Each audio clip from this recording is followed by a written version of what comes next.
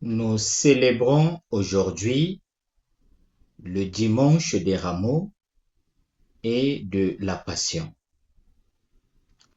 L'Église commémore l'entrée du Christ Seigneur à Jérusalem pour achever son mystère pascal.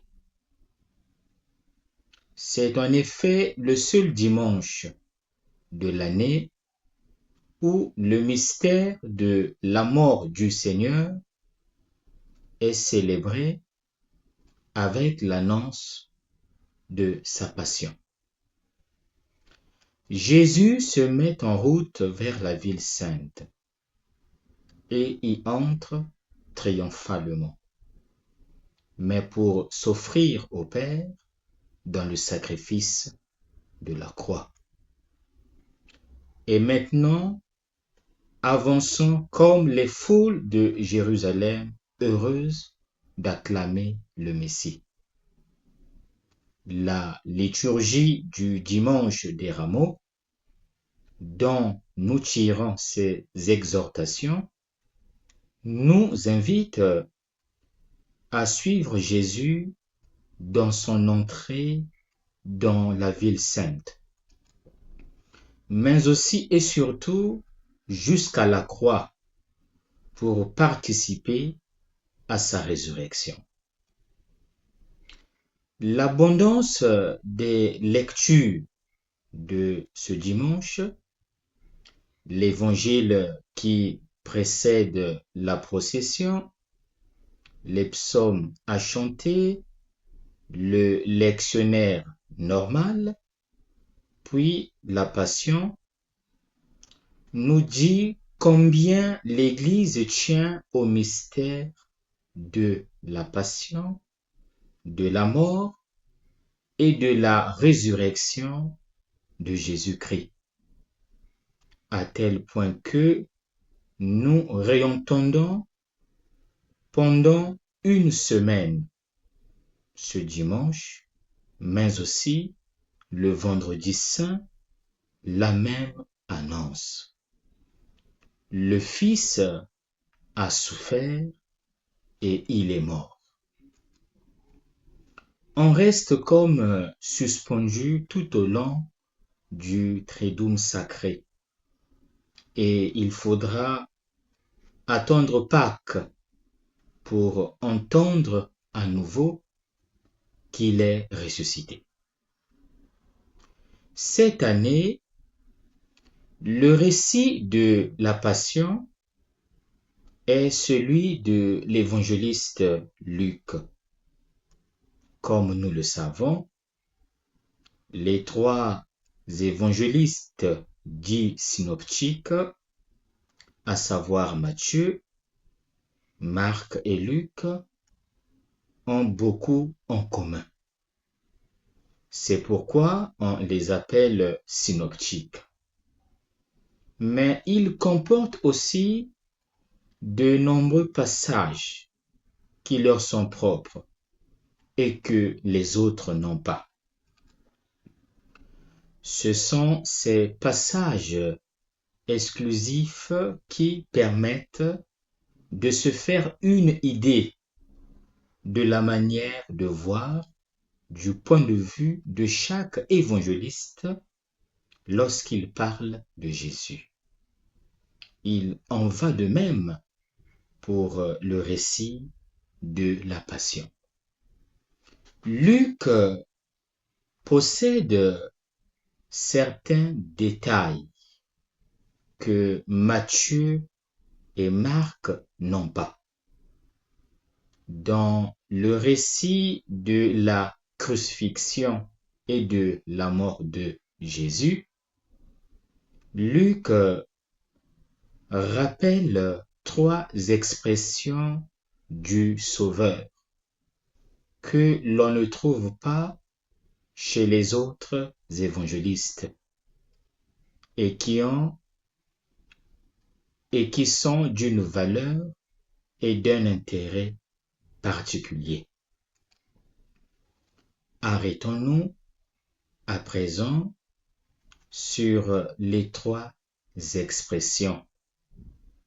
Arrêtons-nous sur la prière de Jésus. Jésus sur la croix adresse à Dieu cette prière pour ceux qui l'ont crucifié. Père, pardonne-leur car ils ne savent pas ce qu'ils font. Luc chapitre 23, verset 34. Pour Luc, ces paroles de Jésus ont une valeur fondamentale. Jésus demande au Père de pardonner. Déjà, dans l'Ancien Testament, Dieu se décrivait comme miséricordieux et bienveillant, lent à la colère, plein d'amour et de fidélité, conservant son amour pour 1000 générations, pardonnant la faute, la transgression et le péché. Exode chapitre 34, versets 6 à 7. Tout au long de son enseignement, Jésus a continué à faire connaître l'amour du Père qui pardonne. En effet, le premier mot de la Bible qui définit l'attitude miséricordieuse est issu de la matrice même de la famille, c'est-à-dire de la génération. En hébreu, c'est une racine verbale, rem, qui donne le terme rayem, rayamim, c'est-à-dire les entrailles, le ventre, mais aussi l'instinct paternel pour le Fils.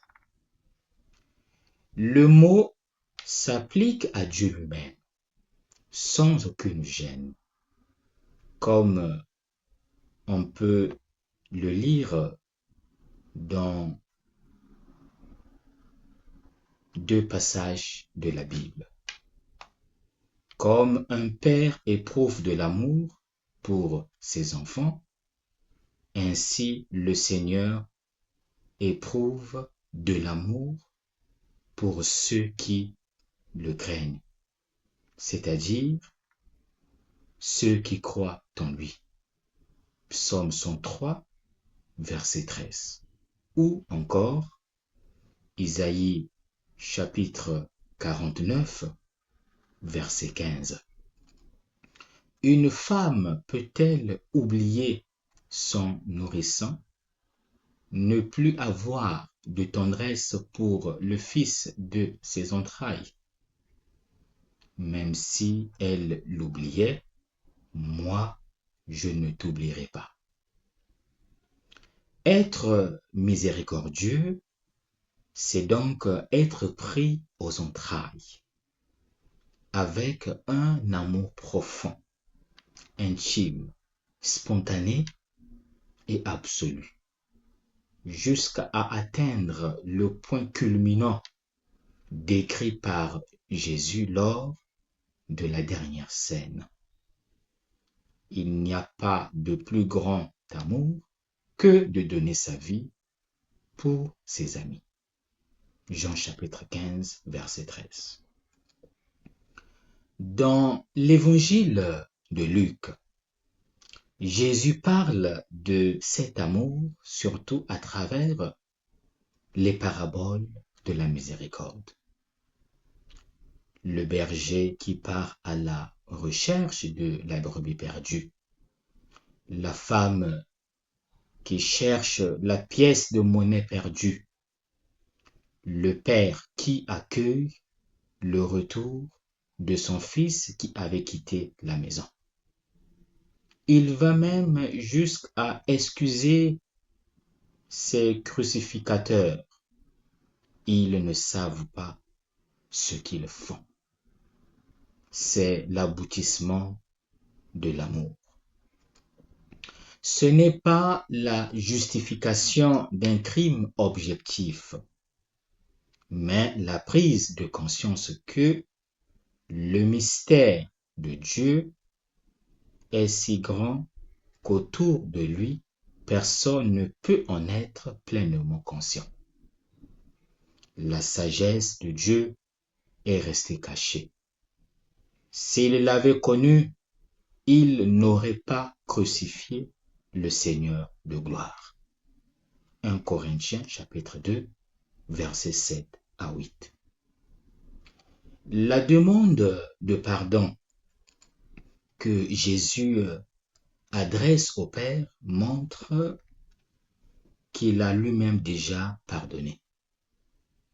Jésus est la manifestation de l'amour de Dieu pour les pécheurs, jusqu'à pardonner leurs péchés, comme il le fait avec le paralytique, avec la femme pécheresse, avec ceux qu'il libère de leurs infirmités.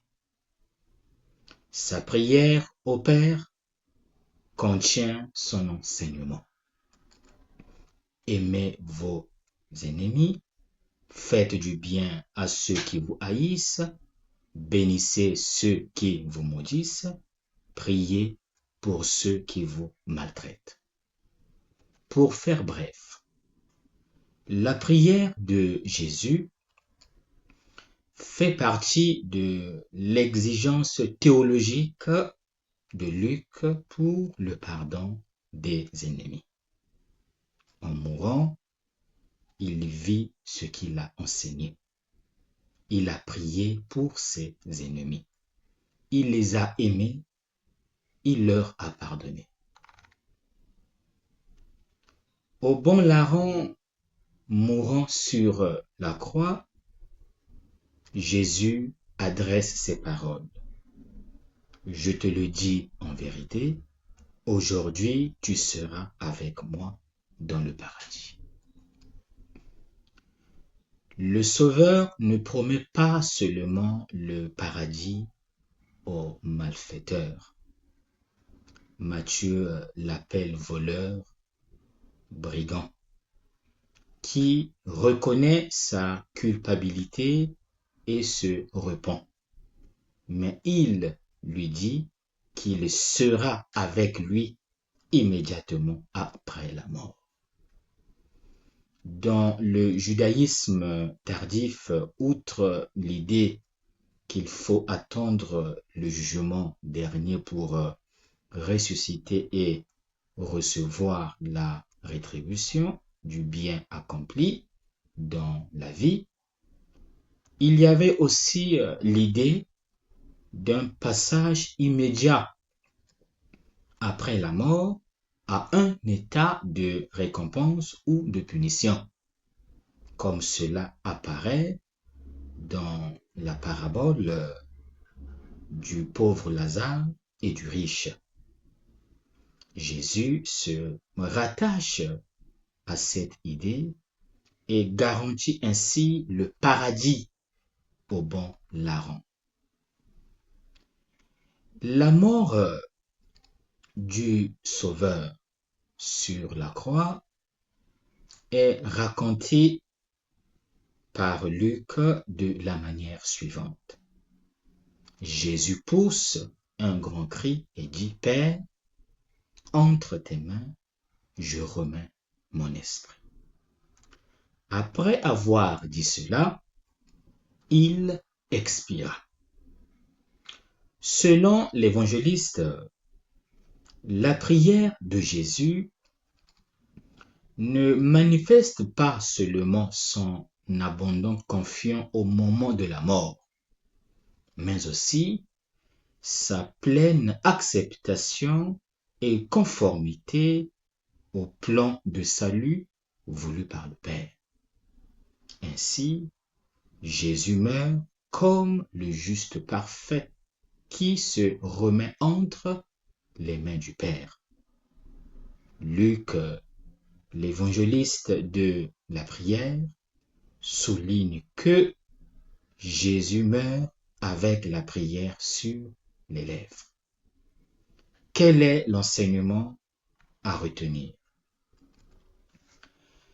Les paroles de Jésus sur la croix lors des derniers instants de sa vie terrestre offrent des indications exigeantes pour notre prière.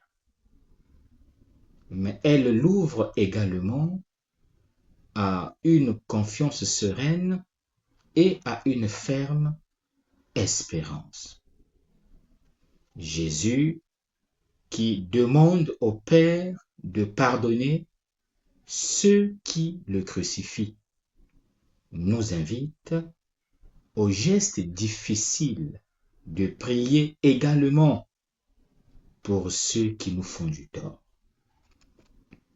qui nous ont porté atteinte, en sachant toujours pardonner, afin que la lumière de Dieu puisse illuminer leur cœur. Et il nous invite à vivre dans notre prière la même attitude de miséricorde et d'amour dont Dieu fait preuve à notre égard. Pardonne-nous nos offenses, comme nous pardonnons aussi à ceux qui nous ont offensés. Disons-nous chaque jour dans le Notre Père. Dans le même temps, Jésus qui, au moment extrême de la mort, se remet totalement entre les mains de Dieu le Père, nous communique la certitude que, pour autant que les épreuves soient dures, les problèmes difficiles, la souffrance lourde, nous ne tomberons jamais en dehors des mains de Dieu.